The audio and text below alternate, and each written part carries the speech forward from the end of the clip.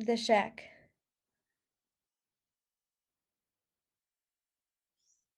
Chapter 1.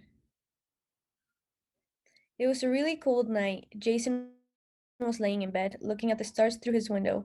He was amazed by how shining the stars were. Suddenly, he started thinking about how he wanted to look at them closer. But that was only a dream. He was really poor, so he had to live in the bottom of the tree, surrounded by mud and insects.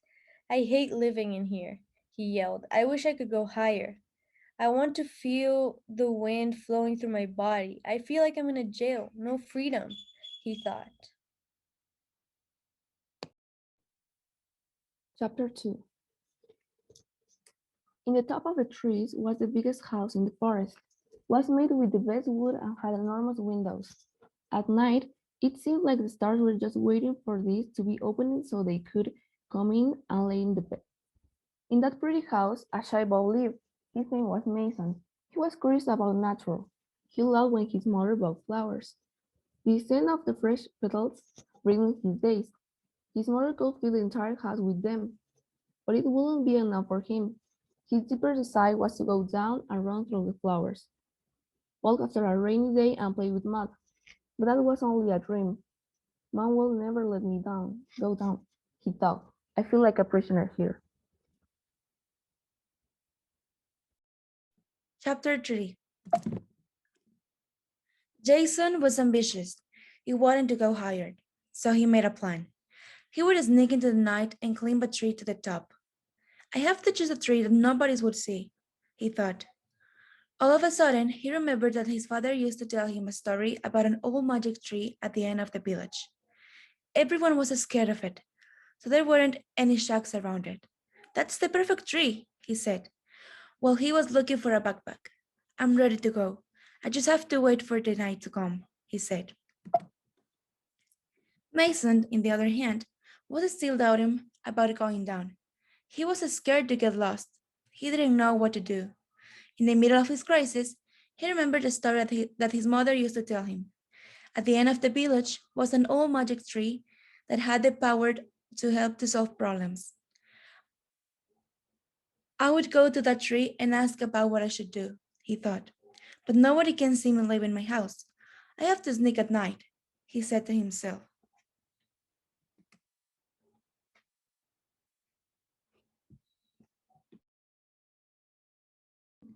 Chapter 4. The night had arrived, and those two boys were about to change their life forever, or at least for a long time. Jason was climbing that old tree, and Mason was coming down that same tree. In the half of the tree was a really old shack, was dirty and apparently empty. Jason was tired and climbing, so when he saw the shack, he decided to go in. Mason was terribly regretful to leave home, so when he saw the shack, he decided to go in and call his mother so she could pick him up there. The two boys were in the shack, but they hadn't seen each other yet because it was very dark. When the rain started, a loud thunder hit, and the two ran into the center of the shack and smashed each other. Watch out, Jason yelled. Who are you? Mason asked. Jason turned on his lighter and got a big surprise. You are me, he screamed. Why do you look like me? He angrily asked. Mason was speechless. Jason looked like Mason, and Mason looked like Jason. Did we switch bodies? Asked Mason. That's impossible, said Jason. Both were very confused. They were trying to find out what happened when Mason's mom arrived and picked him up. Mason was scared. He didn't know what to do. He was in a strange body. But as a smart kid he went into Jason's phone and found out who he was. He's poor. He must live in the bottom of the trees, he thought. I'd finally be able to go down and run through the flowers, he said, jumping with happiness.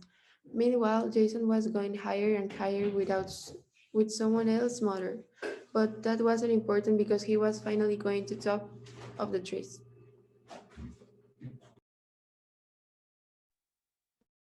Chapter 5. Mason went to Jason's house to get some sleep. He was excited to wake up and explore everything around. Jason was amazed by the beautiful view rich people had, and the stars were as close as he always wanted. He didn't want to sleep, he wanted to spend the entire night looking at the stars.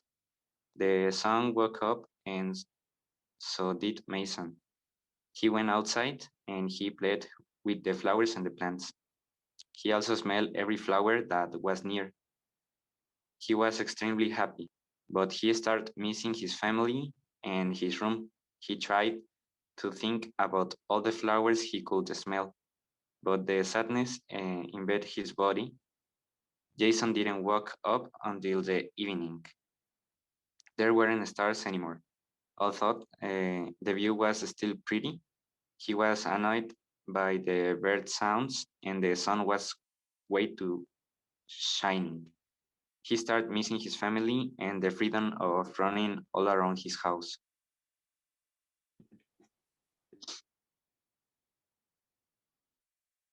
I need to go back home. Mommy is going to miss me, thought Mason. But how could I show up looking like a stranger and worse, and poor one? Said to himself. Jason was also thinking about going down again. Rich life was too much for him. It was boring. It was like they were connected. Both of them had the same idea. Wait for the night and go back to the shack in the old magic tree and try to switch bodies again.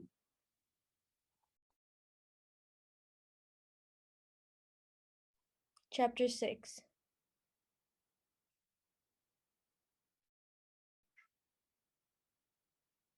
There was Mason, climbing that tree, thinking about he was actually happy in his home, and how awful would it be to never go back to his original life again. And Jason was worried about how he would handle the noise and the annoying sunlight. Both were in the shack waiting for something to happen. They waited for 2 hours. Mason was really regretful. He started crying, and Jason didn't know how to react. He just got closer to Mason and hugged him. After hugging, something amazing happened. They were back in their original bodies. They were so happy and grateful. They had learned the preciousness of their lives. Full of joy, both of them came back home. The end.